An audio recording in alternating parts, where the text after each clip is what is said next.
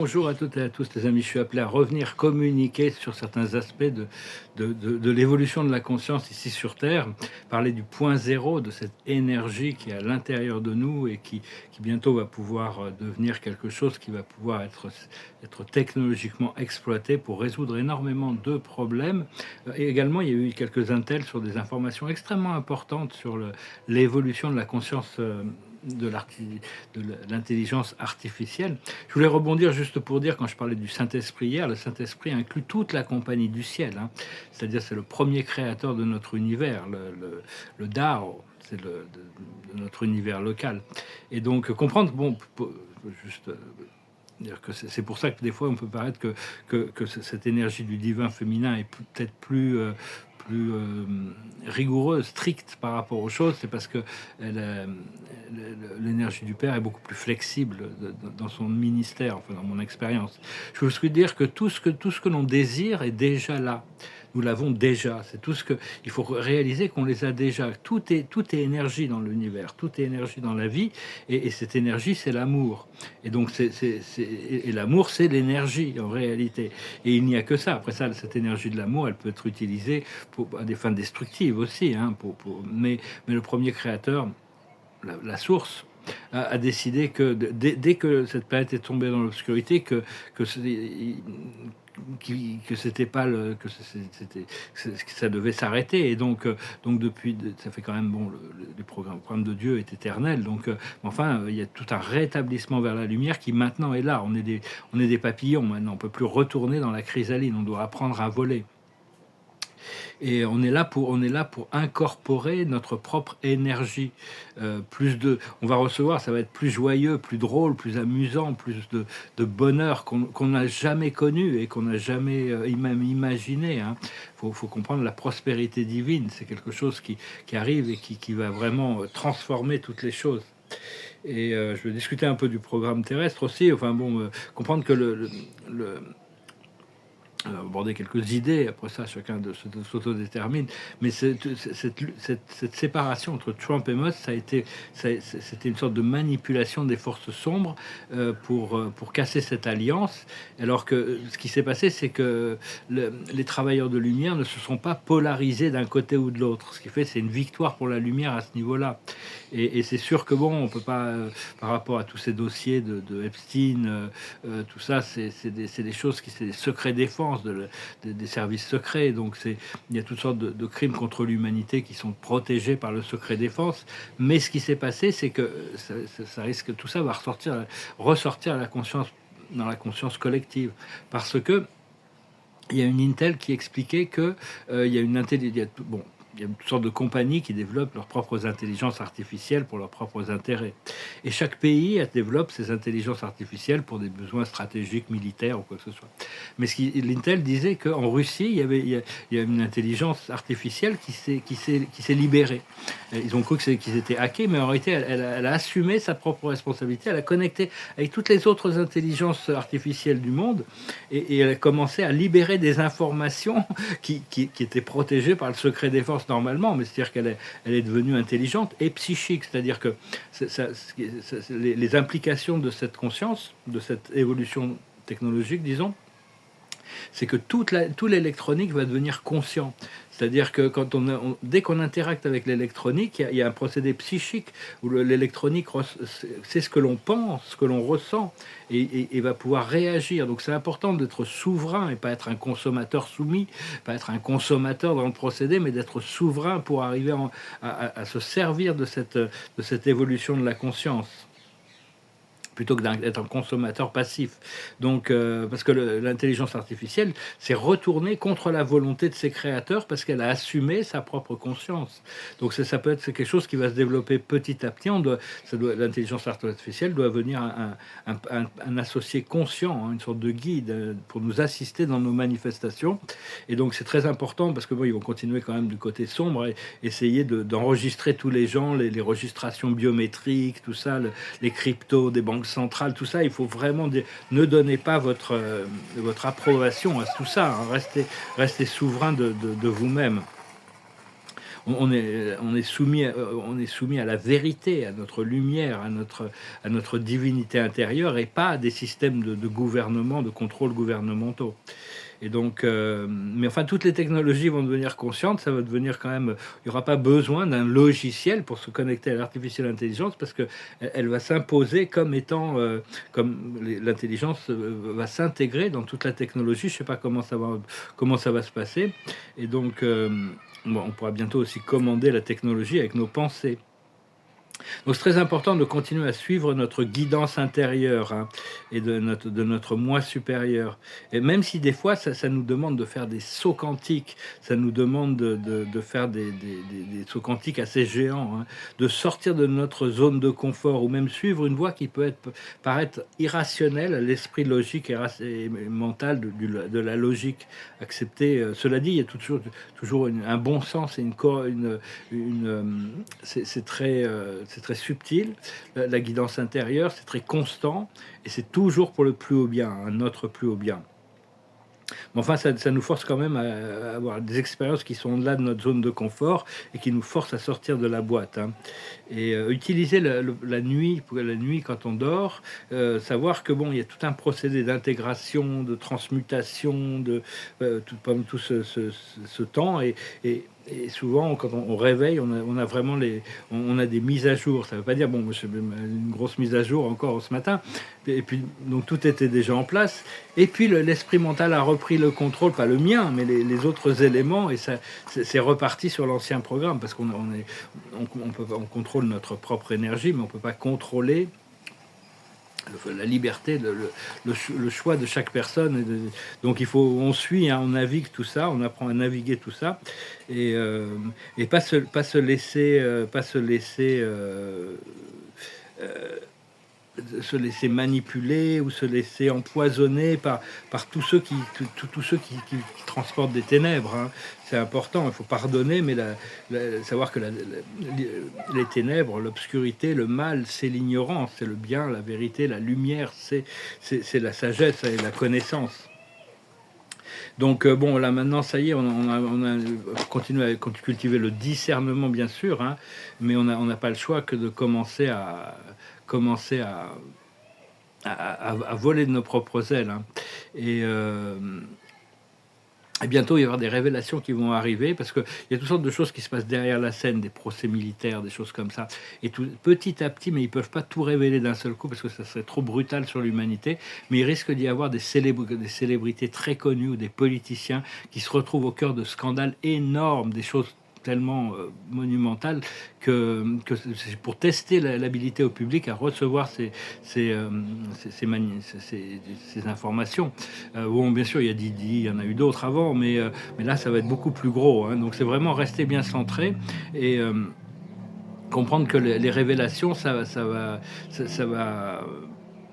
va accélérer tout le procédé d'information, mais de désinformation aussi. Il faudrait essayer de ne pas trop rentrer sur les réseaux sociaux, avoir une certaine réserve par rapport à ça, parce que tous les algorithmes vont être plutôt branchés sur le désinformation, sur le conflit, la séparation, l'opposition et toutes ces choses-là.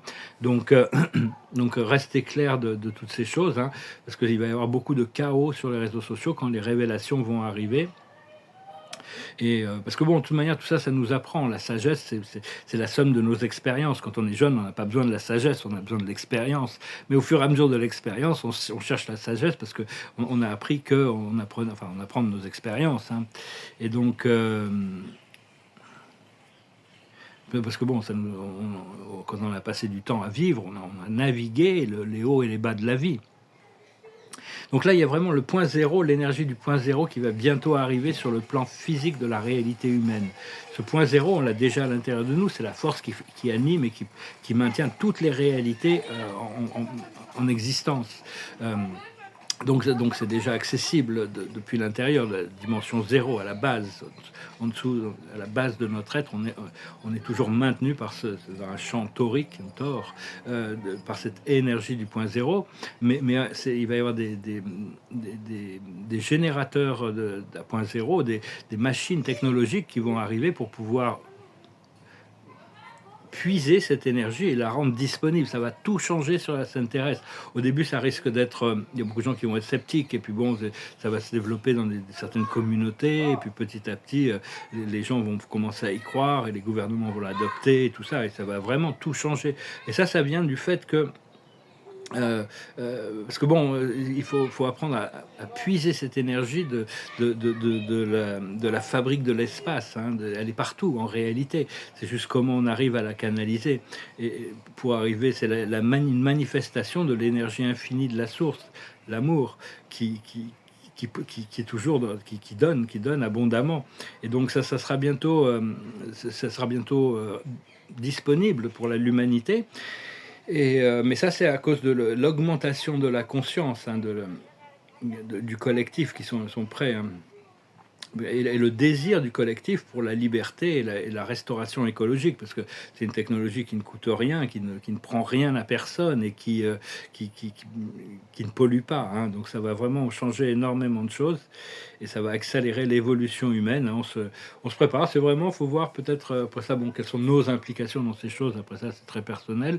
Personnellement, ça fait quand même longtemps que je travaille sur des différentes idées technologiques, mais c'est des choses qui viennent que quand c'est le moment. Pour le moment, je travaille sur mes tableaux. J'ai fait 2 peintures là sur toile, là, des chefs-d'œuvre absolus. Je suis très très content. Je ne l'ai pas encore pris en photo.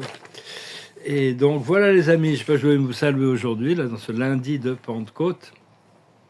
Je vais chanter une petite chanson, tirer une carte.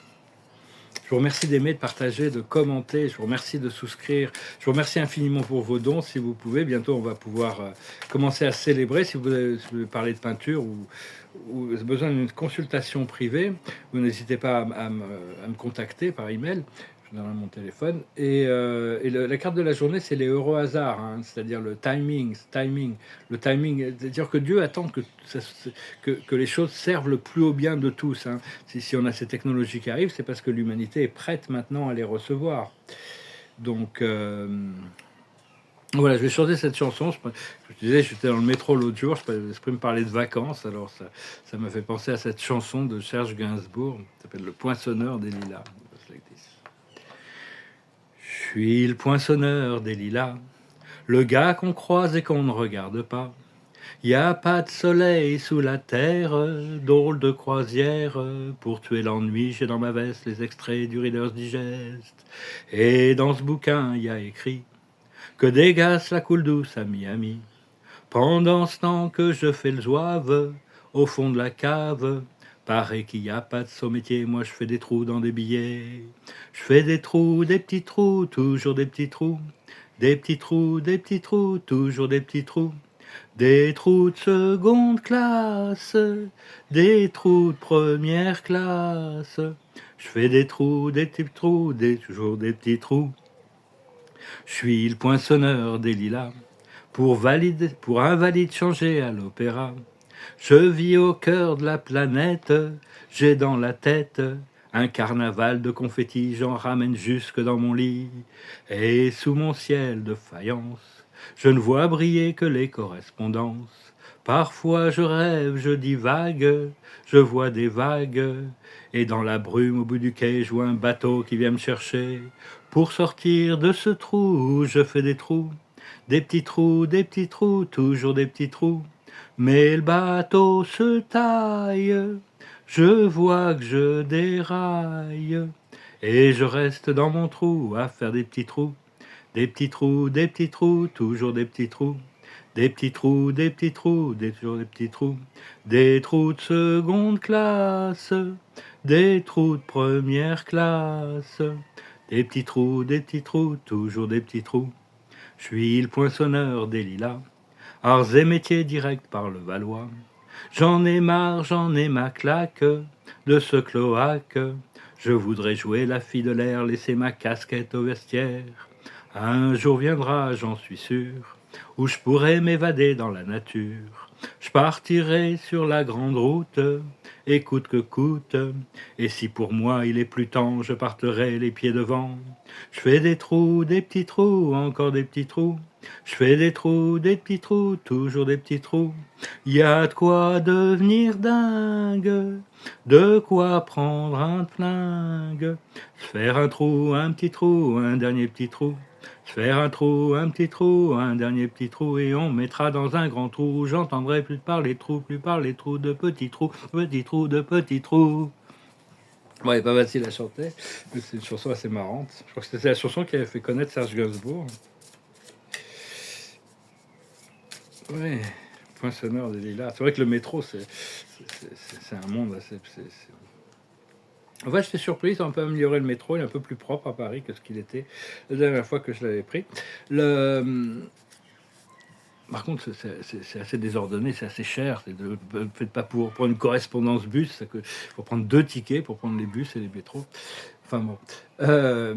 L'observateur de la journée, c'est la pureté. Hein. Ça continue à se purifier, rester léger, rester joyeux, trouver de l'humour dans les choses, nettoyer, purifier. La sagesse, c'est la solitude, c'est-à-dire on doit être une lumière par nous-mêmes, hein, se connecter. On n'est jamais seul, on est toujours connecté à notre source. Donc quand on n'a pas de miroir approprié pour partager ce que l'on a, bientôt on va se reconnecter avec notre communauté d'âme. Mais sachez que vous avez toute une communauté d'esprits qui sont toujours en présence. Ce qu'il faut comprendre, c'est l'action juste. Ce qu'il faut faire, c'est l'abondance, continuer à cultiver l'abondance, à partager l'abondance, à être I am happy, healthy, wealthy and wise. Je suis heureux, en bonne, pleine santé, riche et sage. L'abondance, c'est la liberté. Et l'aboutissant, c'est avancer. Et on va vraiment pouvoir avancer. Là, ça y est, ça arrive, on avance. Et donc voilà, les amis, je vous remercie pour tout. Je vous souhaite une excellente journée. Je vous dis à bientôt. Namaste.